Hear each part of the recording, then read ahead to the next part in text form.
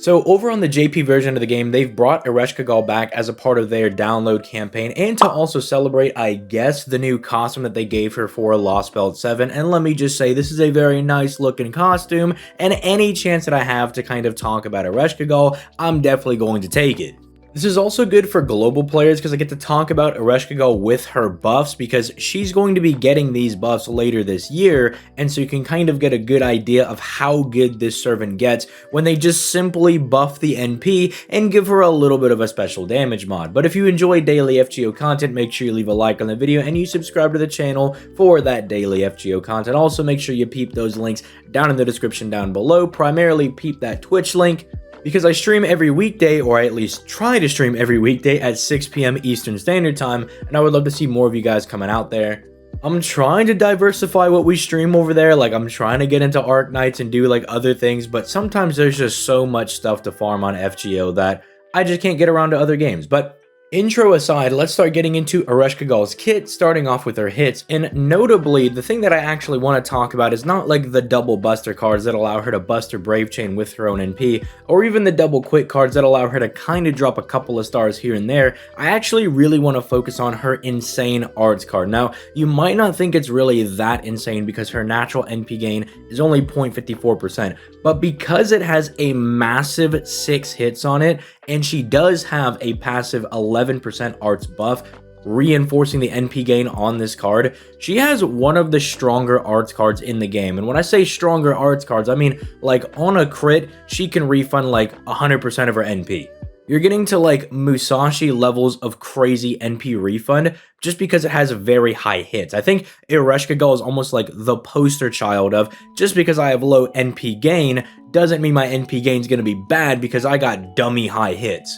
And this is even more insane because she already has a 50% battery, right? She's already got a way to supercharge her NP, but they were like, you know what? Basically, we're going to give her the Musashi treatment by giving her a really good arts card. You know, Musashi in her case doubles her hits and refunds like all of her NP. But Ereshkigal just does it on her arts card. So it's like, what if we also just gave Musashi like a 50% battery or something? It's nuts, but I guess it'd be more nuts on Musashi because he's single target and does a lot of damage. Ereshkigal, well, is AoE and technically also does a lot of damage because of her NP buff, but you get what I'm saying. Regardless, it's really, really good, and it's one of those things that I think a lot of people who summon for Ereshkigal miss out on, because they're either going to use her for like farming, or you're just going to use her for like a wave clear or something along those lines. But don't discount the fact that, well, one, her arts card is really good, but two, you can also bring her to challenge quests. Like, she's really good in more difficult content. She's really famous for being like able to solo that really weird like Jaguar Man, Nobu, and Jean like challenge quest where they change the terrain. She was able to solo that. Like, Ereshkigal is really good even outside of farming. In fact, I would argue that was a better place to use her, and then when she got her NP upgrade, now she's actually just picked up the niche of being able to farm really well as well. But to get into all of that, we need to start dissecting some of her skills. So let's start off by moving into her first skill. This is just a really good survivability skill for her. This is like one of my favorite survivability things in the entirety of the game because she gives herself an invincibility for 1 turn. That off rip, already really good, but then she's backing it up by giving herself 100% buff removal resistance for 1 turn as well, meaning that not only is she going to be protected for the entire turn, but these newer bosses that love to just remove your buffs whenever you break their bar or they just randomly have that ability now, they're not going to be able to do that to Ereshkigal. So it's really, really nice. The other thing that makes this pretty nifty as well is that she has 2 separate 80% chances to get debuff immunity for a turn and insta-kill immunity for a turn. Now, insta-kill isn't the most crazy thing to have. It's one of those things that as a servant that's going to be in more, say, harder fights, it is kind of nice because some random, like, just powerful OP bosses will have insta-kill just baked in their kit somewhere. So it's kind of like a nice thing to have. It's a nice little niche, but the debuff immunity is definitely going to come up a lot more because if you manage to get it, she's pretty much completely safe for this turn. They can't steal her buffs. they can't stun her, they can't charm her, and then they can't do any damage to her, right? Because keep in mind, a lot of bosses just do things in general whenever you break their bar. So like if you have this ready, because let's say they're going to supercharge their NP, they're going to like remove some of your buffs, or maybe they're going to try to stun you, charm you, or something whenever you break their bar. This can be like a very good like omni defense umbrella that she can give herself, with the only caveat being that it is chance based. But again, there are guys you can bring to help out with that stuff. You know, for instance, Ozymandias, you know, another Buster Servant, if you're going into a challenge quest, provides other things like attack buffs and NP seals and stars per turn, stuff along those lines that Ereshkigal could appreciate and you could bring if you're really concerned about getting that debuff immunity. Just an example, there's other servants you could use.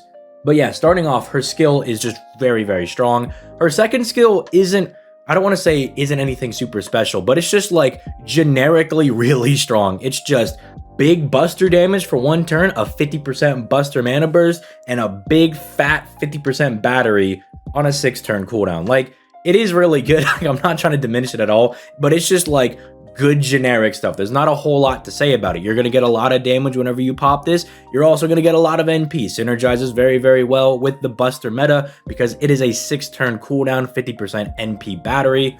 It gives her nice synergy with any 50% starting charge so either you have for events. It's just like that good generic stuff that we love to see on servants, like big card buff, big battery. It's just good stuff in general. So we're just going to move over to her third skill because I don't think anybody really needs me to explain in more detail that, like, dang, big buster buff means I do big damage.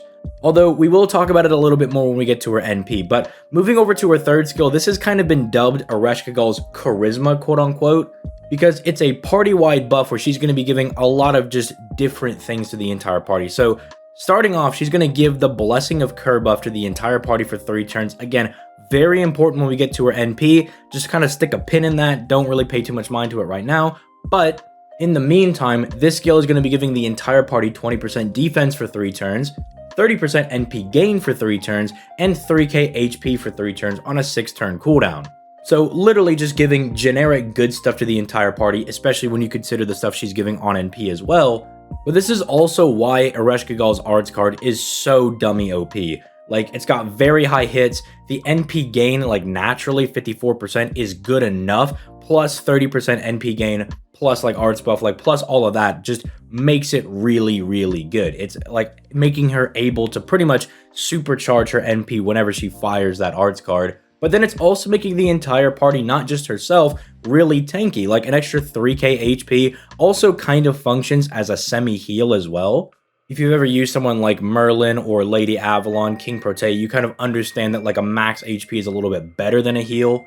But then you also have the defense compounding on top of that, which is just going to make your party a little bit tankier. And if you have a bit more of like a limited box and you're using her with like Mash or Waver, I mean, your party's going to get really tanky because defense buffs add into each other, right? If you get to 100% defense, you take no damage. So if you got a little bit more of a limited box and all you've got is like Waver Mash and you're using Ereshkigal, dog, the whole party is going to be like immortal for 3 turns. Like they're going to take no types of damage. But I want to move over to the NP because as good as this is as kind of just like a nice smorgasbord of different effects for making the party very tanky and giving NP gain, pretty much turning her arts card into like 100% battery. As good as all this is, the NP is where stuff like finally starts to like kick it into overdrive, because after they buffed it, not only did it fix one of the issues of Ereshkigal's damage being kind of mid, but they gave her an insane special damage mod against Earth attribute. You'll notice a lot of really, really top tier servants have this damage mod because it's just so good. While there are a lot of sabers on here that you think would maybe stop here, funny enough, there are people that have used Ereshkigal to farm sabers because the Earth attribute thing is so good, because not only do you get to hit a lot of servants, but it applies to just a whole bunch of enemies that are very, very common. Like, these are enemies that you're going to encounter on, like, a couple different nodes in, like, events. Like, you've got, like, the werewolf people, the centaurs, the weird Lost Belt 4 lizard crocodile guys, dragons, chimeras, lamias, crabs, bicorns. Like, all of these enemies that are just, like, very, very common that you're just gonna see on, like, a couple of different nodes per event. It makes Ereshkigal so good for not just challenge quests, but now also really good for farming, because her damage is always going to be looking pretty nice if you're bringing her to nodes where there's like anybody with this, but as I just explained, that's a lot of people. Then they also added just more to like her charisma, the blessing of Kerr thing, right? So she was already giving like 20% attack for 3 turns if you had the blessing of Kerr when she fired her NP. So that's where the charisma part comes in. By the way, that multiplies into her buster buff and multiplies into her damage mod. And if you're worried about losing the buster buff on skill 2, her overcharge has it covered by giving her 10 to 50% whenever she fires the NP. So this is always at least going to be double buffing itself, if not triple buffing itself, and it's going to be doing insane damage when it's backed up by the second skill, right? She's looking kind of crazy, but then for whatever reason, they're just like, you know what? Remember that insta-kill thing, how it's kind of chance-based? Well, we're going to start giving some more bosses like insta-kill, like randomness. You kind of notice that in Lost Belt 7. Won't spoil too much, but if you haven't seen it, there are some insta-kill goons in there. She just gives the whole party insta-kill immunity for 3 turns, and just a 20% critical attack resistance by 20% for 3 turns as well. So, like, we're already getting defense, we're already getting thicker because of the max HP, we're already all just firing our NPs a lot easier, right? Ereshkigal's a note of how good the 30% is for her, at least. She's taking care of her own damage. Now we're just not able to be insta-killed. She's going to protect herself with her first skill pretty well. And then on top of all that, we might not even die to crits now. So it's like, dude, she just became really nutty just off of one buff. I think Ereshkigal is also like the poster child for what one buff can do to a servant. It took her from like just being pretty solid, really good in some difficult fights. Her damage struggled a little bit, but, you know, you can make do with that. Then they were like, nah, she also needs to do insane damage. She also just needs to have, like, one of the best damage mods in the game. And then she also needs to be a borderline support as well.